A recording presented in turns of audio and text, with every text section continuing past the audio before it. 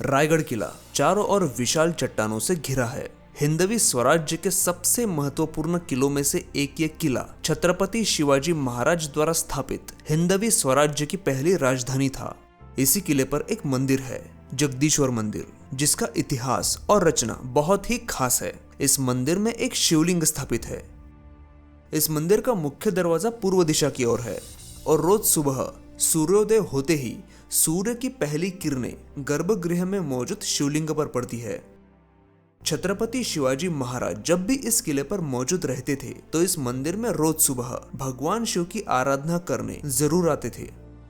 इस मंदिर को दूर से देखने पर यह किसी मस्जिद जैसा दिखाई देता है। इसके पीछे का कारण यह है कि यह किला काफी विशाल है और इसे जीतने के लिए दुश्मन घेराबंदी किया करते थे। ऐसे में अगर मुगल सैनिकों को दूर से देखने पर यह मंदिर मस्जिद जैसा दिखे तो वो इस पर हमला नहीं करते थे। इसीलिए इस मंदिर को मस्जिद जैसा आकार दिया गया था।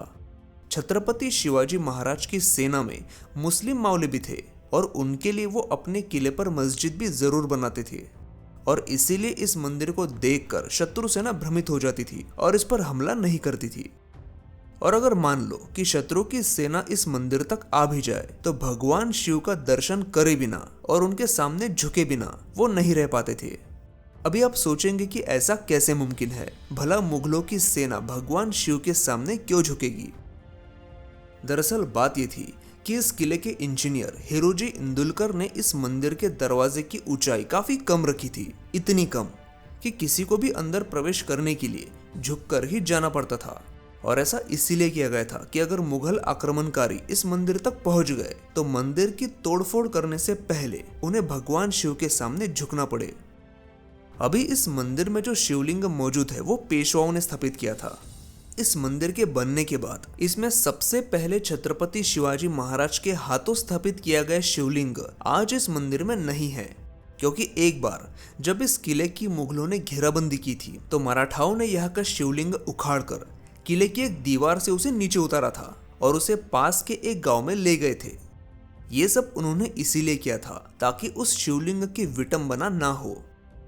आज भी वो शिवलिंग इस किले के पास के एक गांव में मौजूद है, जिसकी स्थापना खुद छत्रपति शिवाजी महाराज ने पहली बार इस मंदिर में की थी। ये मंदिर जिस किले पर बना है उस किले का मतलब रायगढ़ किले का निर्माण हिरोजी इंदुलकर नाम के इंजीनियर ने किया था। इस किले का निर्माण महाराज के आदेशानुसार ही हुआ था, लेकिन जब इसका निर्माण शुरू था तब महाराज इस किले पर नहीं थे। इस किले के निर्माण की पूरी जिम्मेदारी अकेले हिरोजी इंदुलकर जी के कंधों पर ही थी। जब किला बनकर तैयार हुआ और महाराज इस किले पर पहली बार आए तो इस भव्य निर्माण को देखकर वो बहुत खुश हुए। हिरोजी इंदुलकर ने इस किले को ठीक वैसा ही बनाया था जैसा कि छत्रपति शिवाजी महाराज ने उन्हें बनाने के लिए कहा था।